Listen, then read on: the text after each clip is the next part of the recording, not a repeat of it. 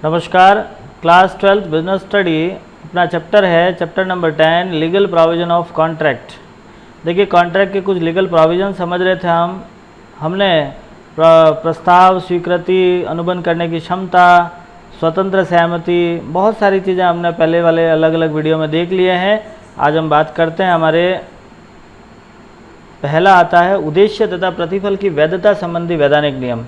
देखिए, जो हमने अनुबंध किया है उसका उद्देश्य कैसा होगा, उसका प्रतिफल कैसा होगा, वो कितना वैध होना चाहिए या वैध होने के संदर्भ में हमारे पास कौन से नियम होते हैं, उनको थोड़ा समझिएगा।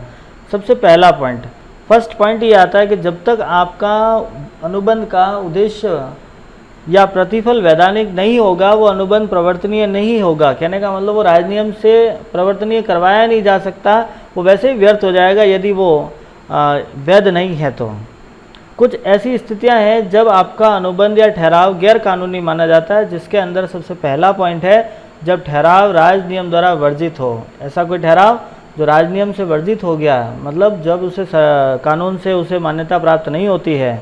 जब कोई ठहराव कपटपूर्ण किया गया हो, आपका उद्देश्य कपट करना है, धोखा देना है, उस समय यदि आपने कोई ठहराव किया है तो वो भी आपके लिए गैर कानूनी माना जाता है। जब किसी ठहराव से किसी दूसरे व्यक्ति के शरीर या संपत्ति कोई क्षति होती है, आप ऐसा एग्रीमेंट कर रहे हो जिसमें किसी दूसरे व्यक्ति को आपको हानि पहुंचाना आपका उद्देश्य होता है, चाहे वो शारीरिक रूप से हो या उसकी किसी संपत्ति के संदर्भ में हो। एक लास्ट पॉइंट आता है आपका कि जब कोई ठहराव अनैतिक या लोक नीति के विरुद्ध होता है। अनैतिक रूप से यदि कोई ठहराव किया गया है, जैसे हम कहीं ज़बरदस्ती किसी से स्वीकृति प्राप्त कर रहे हैं, या लोक नीति के विरुद्ध है, हम कहीं बॉम्ब ब्लास्ट करवाने के लिए कुछ कम ये एग्रीमेंट कर रहे हैं, तो इस प्रकार के जो भी अनुबंध या ठहराव है वो हमारे गैर कानूनी माने जाते हैं। आगे बढ़ते हैं, व्यर्थ ठहराव संबंधी वैधानिक प्रावधान। व्यर्थ ठहराव, देखिए कई ऐसे ठहराव भी होते हैं जो राजनियम से प्रवर्तनीय नहीं करवाया जा सकता, उन्हें व्यर्थ ठहराव कहते हैं।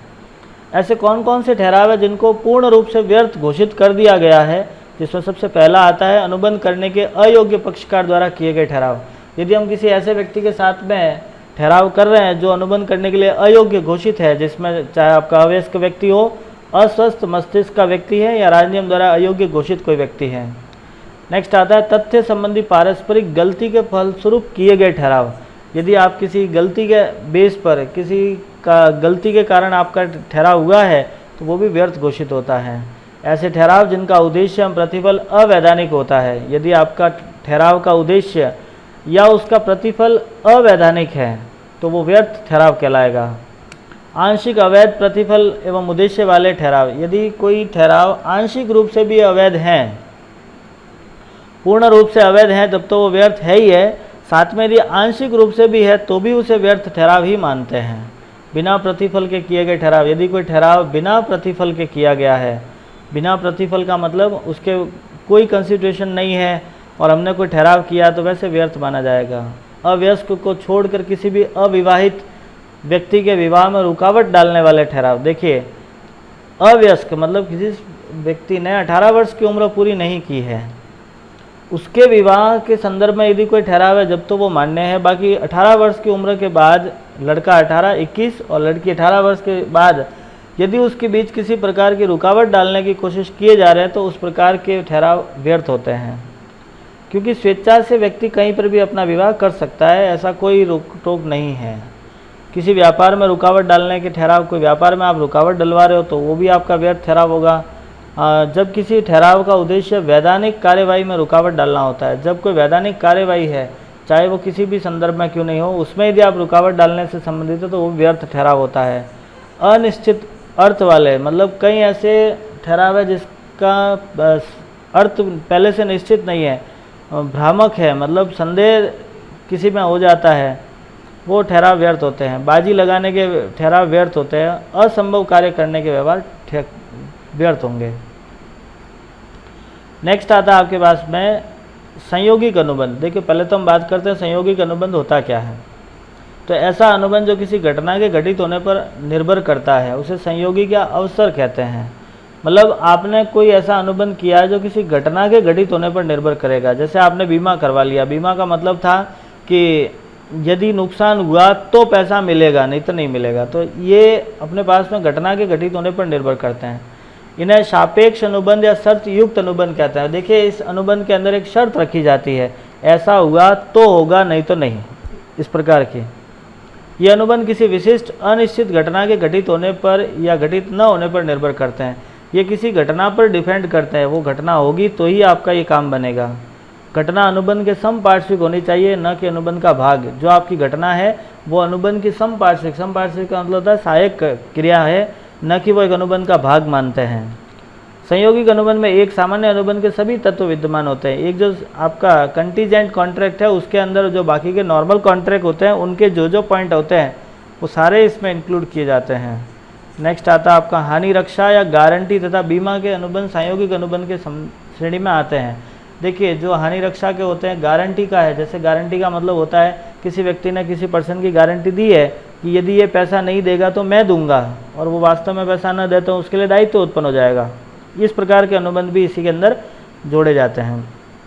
बाजी के ठहराव संयोगिक अनुबंध की श्रेणी में आते हैं। बाजी यानी शर्त लगाना, किंतु इन्हें जनहित की दृष्टि में से अधिनियम से में स्पष्ट रूप से व्यर्थ घोषित है। देखो बाजी का मतलब होता है हम कई बार शर्त लगाते हैं, आज शाम को बारिश आई तो मैं आपको इतना पैसा दूंगा, नहीं आई तो आप मुझे दोगे। इस प्रकार के जो अधिनियम हो, इस प्रकार के जो अनुबंध है वो वैसे अधिनियम के अनुसार व्यर्थ घोषित होता है, लेकिन आखिर है ये संयोगिक अनुबंध। नेक्स्ट आता है हमारे पास में अनुबंध के निष्पादन संबंधी वैधानिक। निष्पादन मतलब अनुबंध को पूरा करना। पहला पॉइंट आता है अनुबंध के पक्षकारों द्वारा अपने अपने दायित्वों को पूरा करना ही निष्पादन कहलाता है। ठीक है, जो अपक्षकार है उनके द्वारा जो कार्य पहले से जो दायित्व निर्धारित किए हुए हैं उस दायित्वों को पूरा करना ही एक अनुबंध का निष्पादन कहलाएगा। यदि अनुबंध के निष्पादन से पूर्व ही पक्षकार की मृत्यु हो जाती है तो दूसरा पक्षकार उस पक्षकार के वैधानिक उत्तरदायित्व को अनुबंध के निष्पादन के लिए बाध्य कर सकता है, यदि अनुबंध के निष्पादन के लिए किसी विशेष चातुर्य या योग्यता की आवश्यकता न हो। देखो समझना, इस पॉइंट का अर्थ ये होता है कि जब मान लीजिए दो व्यक्ति है ए और बी, दोनों ने आपस में कोई अनुबंध किया है, और जैसे अनुबंध था कि ए ने कहा कि आप मेरा सामान यहाँ से जयपुर छोड़ दीजिए। अब बी का सामान ए जयपुर लेके जा रहा है। मान लीजिए जयपुर लेके जाने से पहले यदि बी की मृत्यु हो जाती है तो ऐसी स्थिति में उसका जो उत्तराधिकारी होगा, वैधानिक उत्तराधिकारी को वो पूरा करना होगा। लेकिन यदि कोई विशेष चातुर्य की या योग्यता की आवश्यकता न हो, इस लाइन का तात्पर्य होता है कि मान लीजिए कोई ए अच्छा पेंटर है, उसने बी से कॉन्ट्रैक्ट किया कि मैं आपकी तस्वीर बना लूँगा, इसके बदले मुझे आप 50,000 रुपये दे देना। अब बी की तस्वीर बनाने से पहले यदि ए की मृत्यु हो जाती है तो वो कॉन्ट्रैक्ट वैसे व्यर्थ हो जाएगा, क्योंकि ये तस्वीर दूसरा कोई नहीं बना सकता। उसके पास एक विशेष चातुर्य या योग्यता थी, इसीलिए वही बना सकता था। इसीलिए यदि कोई ऐसी स्पेशल क्वालिटी वाला काम नहीं है तो उसके उत्तराधिकारी को करना होगा, अदरवाइज नहीं करना। नेक्स्ट आता है अनुबंध का निष्पादन दो प्रकार से किया जाता है। प्रथम वास्तविक निष्पादन, जिसमें अनुबंध के दोनों पक्षकार अपने अपने वचनों का दायित्व पूरा करते हैं तथा दोनों पक्षकारों द्वारा कुछ भी करना शेष नहीं रहता है। और दूसरा आता है प्रस्ताव का निष्पादन, जिसमें पक्षकार अपने अपने दायित्व एवं वचनों का निष्पादन का प्रस्ताव दूसरे पक्षकार को करता है। कहने का मतलब होता है कि पहले में तो जो दायित्व आपने निर्धारित हुए हैं वो खुद स्वयं पूरे करते हैं, दूसरे के अंदर वो दूसरे पक्षकार से करवाने की कोशिश करते हैं। जब अनुबंध को निरस्त कर दिया जाए, जब ठहराव गैर कानूनी हो तो निष्पादन करना आवश्यक नहीं है। यदि कोई ठहराव गैर कानूनी है तो उसे पूरा करना जरूरी नहीं माना जाता है। नेक्स्ट आता है अपने पास में अनुबंध की समाप्ति संबंधी प्रावधान। एक अनुबंध कब समाप्त होगा? तो अनुबंध की समाप्ति से तात्पर्य अनुबंध की उस स्थिति से है जब अनुबंध के पक्षकारों का कोई दायित्व शेष नहीं बचता है। जब अनुबंध के सभी पक्षकार अपने सारे दायित्व पूर्ण कर लेते हैं तो उस समय उसको अनुबंध का समाप्ति या अनुबंध को समाप्त माना जाता है। अनुबंध समाप्त करने की कुछ विधियां हैं। जैसे पहला, निष्पादन द्वारा समाप्त। इसका मतलब होता है कि जो काम आपने पहले से डिसाइड किया था, जैसे ए ने कहा बी को मैं आपका सामान जयपुर छोड़ूंगा, तो जब ए ने सामान छोड़ दिया, बी ने उसके बदले पैसे दे दिए, तो ये निष्पादन द्वारा समाप्ति है। पारस्परिक ठहराव या सहमति द्वारा समाप्ति, जब दोनों आपस में इस प्रकार की सहमति करते हैं कि अब जो हमारा कॉन्ट्रैक्ट हुआ था वो समाप्त हो जाए। जैसे मान लीजिए ए ने बी का रूम किराए पे लिया है राम है और श्याम है, मान लीजिए राम श्याम के घर पे किराए पे रह रहा है। अब दोनों ने आपस में ये बात कर ली कि भैया ये महीना हमारा लास्ट है, अगले महीने से आप अपना दूसरा घर देख लीजिएगा। दोनों आपसी में सहमत होकर उन्होंने काम कर लिया।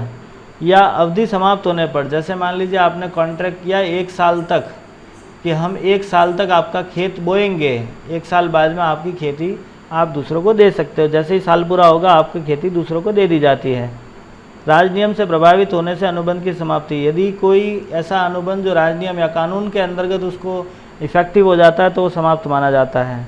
अनुबंध भंग या खंडन होने की स्थिति में, देखिए अनुबंध भंग हो जाते हैं कई बार। जैसे पक्षकार, पहले पक्षकार ने दायित्व तो पूरा कर लिया, दूसरे ने नहीं किया, पहले या दूसरे की किसी एक पक्षकार की मृत्यु हो गई, बहुत सारे ऐसे कारण होते हैं जिसमें अनुबंध भंग हो जाता है। एक आता निष्पादन की असंभवता द्वारा समाप्ति, जब कोई काम आपके दायित्व तो असंभव हो जाते हैं। जैसे अभी हमने वही समझा था कि ए अच्छा पेंटर है, बी ने कहा आप मेरी तस्वीर बना लीजिए और ए की डेथ हो गई, तो वो संभव ही नहीं है, वो काम कैसे होगा। जैसे मान लीजिए 2 पर्सन है, राम और श्याम है। राम ने कहा मैं अपनी बेटी की शादी आपके बेटे से कर लेता हूँ, लेकिन शादी से कुछ समय पहले किसी कारणवश कोई ऐसी घटना घटित हो गई और वो दोनों नहीं करना चाहते हैं, या लड़के ने कहीं और जगह शादी कर ली है, तो वो असंभव हो जाते हैं। इस तरह में आपके अनुबंध समाप्त हो सकता है। नेक्स्ट आता है अनुबंध भंग के उपचार संबंधी। देखिए जो अनुबंध आपका भंग हो जाता है उसका उपचार संबंधी कोई वैधानिक नियम है। जैसे अनुबंध भंग के समय में एक पक्षकार अनुबंध भंग कर लेता है तो दूसरा पक्षकार अपने वचन को पूरा करने के लिए उत्तरदायी नहीं होता है। जैसे पहले पक्षकार ने अपना अनुबंध भंग कर लिया, कहने का मतलब है जैसे राम और श्याम दोनों अच्छे मित्र हैं। राम ने कहा कि मैं अपनी बेटी की शादी आपके बेटे से करना चाहता हूँ। अब श्याम के बेटे ने समय से पहले, मतलब का शादी उस समय तो हाँ कहा था, लेकिन शादी से पहले उसने कहीं और दूसरी जगह शादी कर दी है। तो ऐसी स्थिति में दूसरे पक्षकार कोई उत्तरदायी नहीं है उसको करने के लिए और वो अनुबंध वहीं समाप्त माना जाता है। जब अनुबंध भंग हो जाता है ऐसी स्थिति में पीड़ित पक्षकार के पास कुछ अधिकार होते हैं। जो पीड़ित पक्षकार है, जैसे राम और श्याम 2 व्यक्ति थे, राम ने कहा कि आप मेरा सामान जयपुर छोड़ दीजिए, तो श्याम, मान लीजिए राम का सामान श्याम ने नहीं छोड़ा है, तो उस समय वो पीड़ित पक्षकार कहलाएगा। पीड़ित पक्षकार के लिए क्या क्या अधिकार है? पहला, अनुबंध निरस्त कर सकता है, वो क्षतिपूर्ति के लिए वाद प्रस्तुत कर सकता है। उसके लिए यदि उसको कोई नुकसान हुआ है तो वो कोर्ट में जाके उसका भरपाई करवा लेगा। उचित पारिश्रमिक प्राप्त करने का अधिकार होता है, अनुबंध भंग करने पर उसको पारिश्रमिक प्राप्त होगा। निर्दिष्ट निष्पादन का अधिकार होता है, निष्पादन निषेधाज्ञा प्राप्त कर, निषेधाज्ञा का मतलब होता है कोर्ट स्टे दे सकती है। मान लीजिए ऐसा कोई काम हो गया है तो कोर्ट उस पर जो फैसला देती है उसे सामने वाली पार्टी को मानना कंपलसरी होता है। तो ये था आपका अनुबंध से संबंधित कुछ लीगल प्रोविजंस। उम्मीद करता हूँ आपको समझ में आया होगा। यदि किसी प्रकार की समस्या रहती है तो आप हमें ज़रूर बताइएगा।